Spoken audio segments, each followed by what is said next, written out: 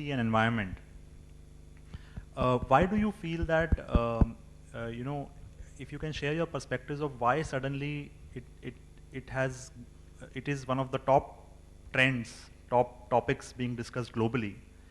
And if it is one of the top trends and top topics being discussed amongst the CXOs globally, then what are the opportunities that you see for Indian companies?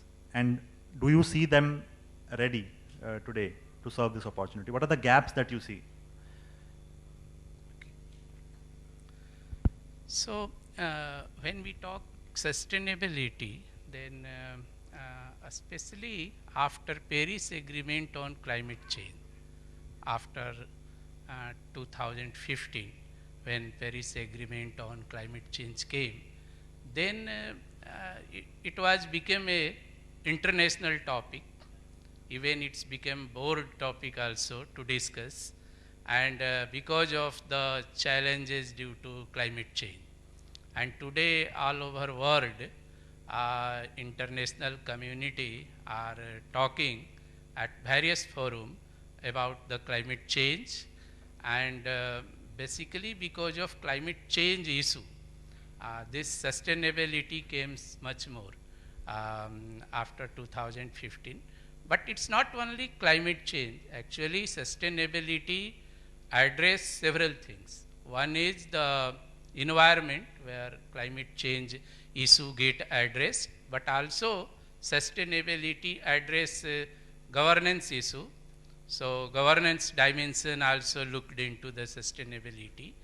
Also sustainability deals social dimension, where the whether your company is acceptable among the community or no, whether your product is acceptable to community or no.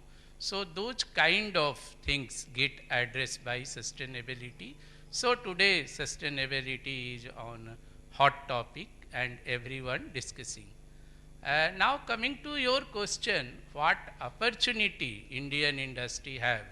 So I feel at this moment we have great opportunity, especially when we compete with China. And when we see the sustainability, we can make the differentiator to our product. Because going forward, there will be a lot of regulations in international market, and those company who will align with sustainability, follow the sustainability global framework, so they will only qualify. Like one example is science-based target. So today very few companies are setting their science-based target approved with SBTi. But going forward, the international community will demand the product who have approved science-based target. And investors are already asking this. And at UPL, my experience is every week the foreign investor used to talk about the science-based target. They used to talk about TCFD report. They used to talk about what is our sustainability goals and the targets, and what we are achieving, how we are reducing our environment footprint. So I think these kind of things are opportunity for the Indian chemical companies, where they can make their product differentiated from the China or rest of the world. And there I think a lot of work is needed. Today in morning session we were discussing that there is a need of collaboration between industry, academia and government.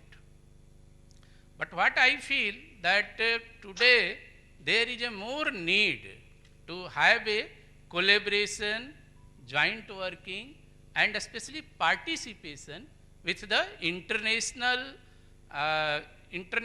association or international body who are working to make our product sustainable.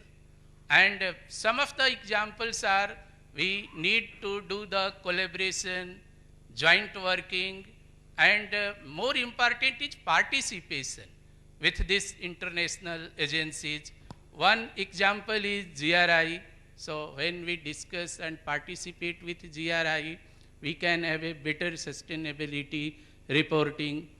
SBTI, I have given example. When we collaborate with SBTI, participate with them, set the science-based target, then actually it is for the profitability of business. And what our experience at UPL is, when we set our target, actually we have set our own environment footprint reduction target 4-5 years back, but now we have approved science-based target from the SBTI. But if you ask my experience, then last 3 years, I am not going much more behind. In last 3 years, we reduce approximately 30% our carbon footprint. We reduce approximately 40% our water consumption inside our plant. And we reduce in last 3 years approximately 60% wastewater discharge. And when you translate into the monetary benefit, then it's coming approximately 45 million US dollar saving per year in terms of water bill, energy bill, and the waste disposal bills. So actually, sustainability is for the profitability of business, and also if we want to export or if we want to do business with the international community, then we must have to fall in their line. And today the international line is that we must have science-based target, we must reduce environment footprint of our product, we must be 100% compliance, and more important is that the community must accept your product and your company. So acceptability. And I think the sustainability offers the solution. The only thing today, if you see, which is offering the solution to your stakeholders today, whether it's a investor, they also like that you must embed sustainability, then it attract the investors. Customer in international community, everyone like if you are manufacturing a sustainable product. Talent, today in morning session we were discussing that talent get attracted if your company is a sustainable company. And the regulator also like if you are a sustainable. So all the stakeholders, the common point which attract is the sustainability. And that's offer the solution. Thank you. We don't have much time. We would want to just limit 1 or 2 further questions and then we will summarize. Mr. Mritunjay, you highlighted the importance of sticking or at least aligning to some of the global frameworks, sustainability frameworks.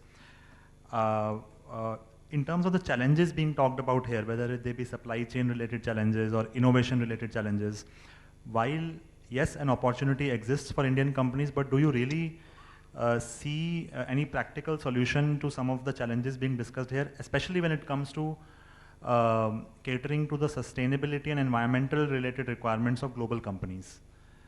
So one, of course, we do see an opportunity, but there are these huge challenges in front of us, practical challenges.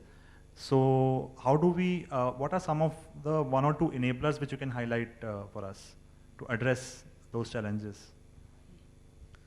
So I feel the biggest challenge is the non-participation and non-understanding of international requirement. And that is the biggest challenge with the companies. And once they able to understand that, then yes, there will be very, very easy going in the ESG field and sustainability. Like some of the global framework I can talk, its sustainability is very easy. When we talk in the global frameworks, first is the target setting. So our target must be aligned with the SDGs. Our target must align with the Paris Agreement, and our target must be approved with the SBTI. The second thing is the reporting. Reporting is very important under global sustainability framework, and there your reporting must follow the GRI standard. If just you have published some report on sustainability, it doesn't mean that it will be accepted in the international community or among the investors. So we must align our sustainability reporting with GRI standard and also TCFD reporting standards. And the third thing is sustainability certification. So today in India, if we see responsible care certification, that is very good for the chemical companies. And they have nearly 7 codes, and when you will see it, and the Indian Chemical Council, they used to do the audit at every 3 years. It's very good if you have the certification of responsible care. And today we have the several companies in the chemical, but if you see the number who have the responsible care certification, it's just 50-60 number. And second certification is the FTSE for good. If we have certification of FTSE for good, then that is also one of the very good thing. And the last fourth part is international rating, sustainability rating. And there are several international rating agencies like Dow Jones Sustainability Index, FTSE Russell, from Netherlands, Sustainalytics. So the Indian company must have to work along with them, follow the international practices such that your rating go on increasing. And it also outlines the path that how you can follow the sustainability path. So I feel that the summary is this, that the target setting, reporting, certification, rating, all these should be aligned with the international standards.